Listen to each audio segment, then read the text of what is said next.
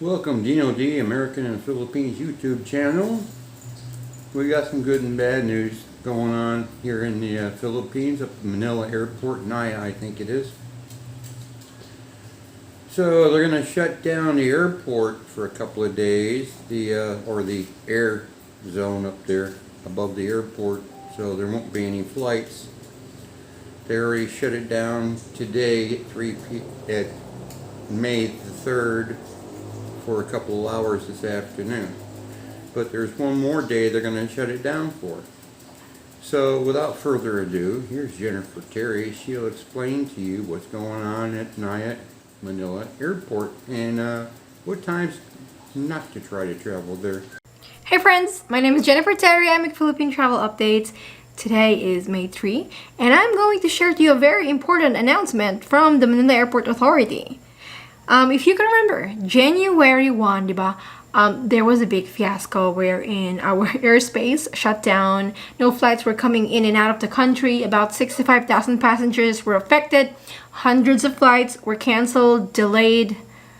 Yeah. Announcement today by the Philippines Airport Traffic Management System that there will be a shutdown again, that the Philippines will shut down its airspace for specific days this month. That will be on May 3 and on May 17.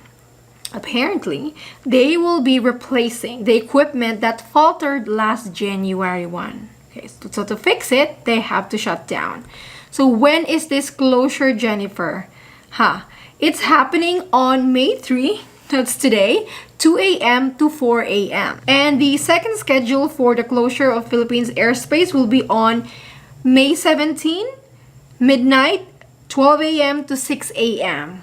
Or if you have a flight that's arriving or leaving the Philippines during that time, coordinate with your airline, check the flight status, check your email for any notifications. Because yeah, you'll be rescheduled. See, this is the part where you will reap the benefit of booking directly with the airline. It's much easier to deal with their customer service because you only have to deal with one. Whereas if you book with a third-party site, good luck. Tell us how it goes. But if you book directly with the airline, they will immediately give you options, an alternative. What airports will be affected? It's not just Naia. So Clark International Airport and Cebu will be affected, and several flights at other 42 airports in the country that are operating commercially will be affected. According to Manila Airport Senior Assistant General Manager, it's the entire Philippines airspace that will be shut down because of the scheduled maintenance or replacement of the UPS, yung Air Traffic Management Center natin. So, we just have to do some sacrifice. It needs to be fixed. Otherwise, we could have the same January incident. No thanks. But it might be shorter according to them if the activity is finished earlier. The issued notice of airmen will be lifted and the operations will resume as normal. Yesterday was another fiasco. If you listen to the news, Naia Terminal 3 had a major power outage which lasted for hours. It started at like 1 a.m. and ended at 8:46 a.m. I mean, Naia Terminal 3 is the biggest terminal in Naia, and a lot of people were stuck yesterday. Some parts of the airport didn't have aircon, light. Yeah, it was chaotic. See? Daming problema ng Naia. They used the generator system, but of course it wasn't enough to sustain the full operational requirement of the whole terminal. So yeah, these things happen in the Philippines. Kaya ako, if you're flying here, better to get insurance, travel insurance. As much as possible, I try to avoid Naia. My next international flight, I'd be leaving in Davao. I won't be going through Manila. There are other airports in the country. They are much less problematic and less busier. So if you have the option, go ahead. Check if you can actually land or leave in Cebu or in Clark. Moving on, did you guys know that the Civil Aeronautics Board announced last week that they have dropped down the fuel surcharge from level 6 to level 5? So, fuel surcharge is the second highest fee that is charged to us air travelers. So for like domestic flights within the Philippines, you'll be looking at, instead of paying a maximum amount of 665, On level 5, the maximum amount is 542, while for international, it's going to be from 498 to 3,703. So for example, if you were booking a flight Manila to Australia or Manila to Middle East, instead of paying 2,100 for fuel surcharge, you'll be paying only 1,700. So that's about 386 savings. Another example is if you were flying from from Manila to Guam, instead of paying 844, you'll be paying 688. So a saving of around 155 pesos. So it's not a lot, but something is better than nothing, diba? Well, a lot of you still ask where, how, or where to book cheap flights. For me, I still book direct with the airlines, although sometimes it can be tempting to book with a third-party site because it can be significantly cheaper. But then, in case something happens, it's still, for me, I'd feel more at ease knowing that I book directly with the airline. No matter what happens, I only have to deal direct with the airline. I don't have to go to another site, another agent. And it's not always that the third-party site is cheaper. Sometimes the airline's website is cheaper because they don't want to pay commissions on these third-party sites. If you are also flying with an airline, it's good to register to the rewards program. I've done that before at Cebu Pack. I've saved thousands by accumulating points with them. So if you're a regular flyer, yeah, register for rewards program or use your credit card for points. And always book in advance, 2 to 3 months ahead at least. If you're going for a vacation here for December, you'd start looking at for plane tickets as early as now. Some airlines do have alerts. They'll alert you if the prices have dropped. I'll do that with Google Flights. If you go to Google Flights, guys, you can track prices there and they'll email you whenever prices drop.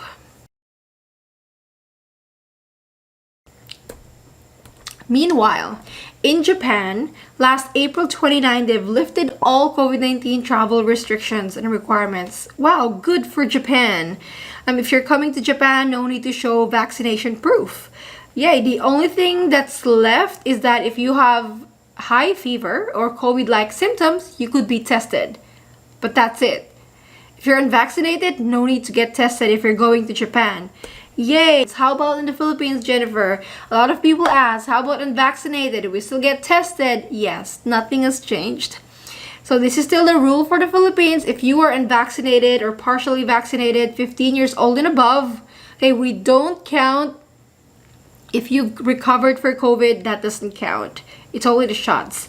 So if you're unvaccinated, 15 years old and above, you still need to be tested. It's the main test that's accepted is rapid antigen test taken within 24 hours before departure. An RT-PCR test taken within 48 hours is also accepted.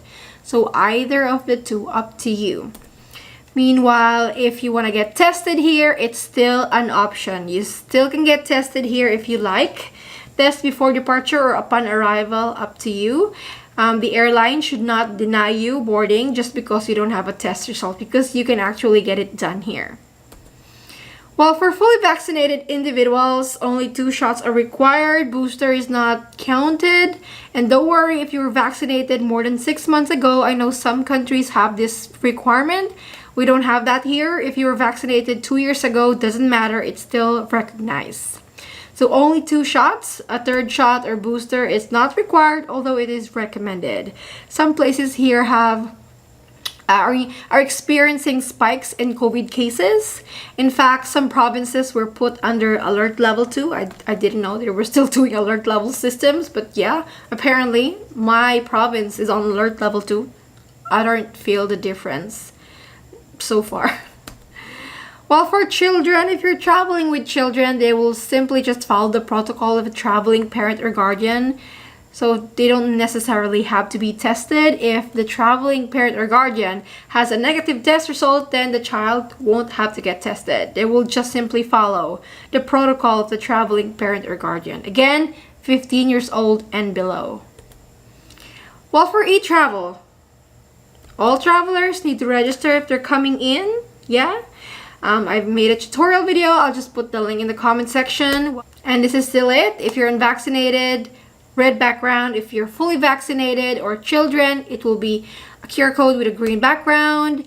Care to share. Initially, the immigration announced that they will discontinue the use of departure cards on May 1, but then they had a power outage in Terminal 3. I wonder how that turned out. But anyways, they have discontinued the use of departure cards according to their announcement. So tell us, to those who traveled recently, did they discontinue? So for e-travel for departure, again, it's only for Filipino citizens, former Filipinos, foreign nationals. You do not need to do e-travel when you leave the Philippines. It's just your passport.